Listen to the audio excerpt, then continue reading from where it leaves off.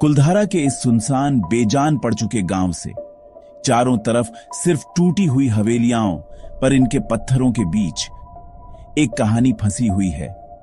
एक ऐसी रात की कहानी जब पूरा गांव एक ही रात में गायब हो गया। न कोई सामान उठा, न कोई दरवाजा टूटा, न कोई पैरों के निशान, कुछ भी नहीं, बस खामोशी। जहां कभी लोग हंसा करते थे, वहीं आज हवा ऐसे चल रही है जैसे किसी को पुकार रही हो।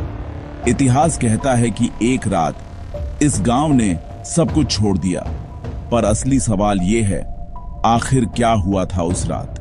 सुना है उस रात गांव बिल्कुल सामान्य था।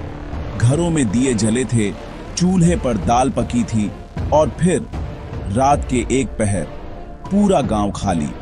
जो बात सबसे डरावनी है वो ये कि घरों में खाना जिसका तस पड़ा था, बिस्तर ठीक लगे हुए, पर लोग पूरी तरह गायब।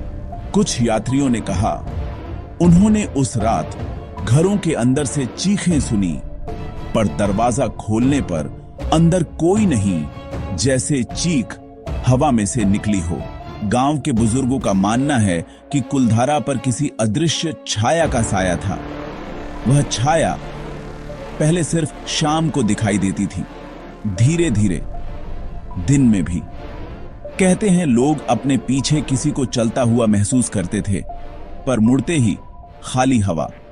सबसे अजीब बात यह है, जब सालों बाद लोग इस गांव को देखने आए तो कुछ घरों की मिट्टी में छोटे बच्चों के पैरों के निशान तो मिले, पर बड़े लोगों के नहीं, जैसे छोटे भागे हों या फिर किसी ने उन्हें घसीट लिया हो।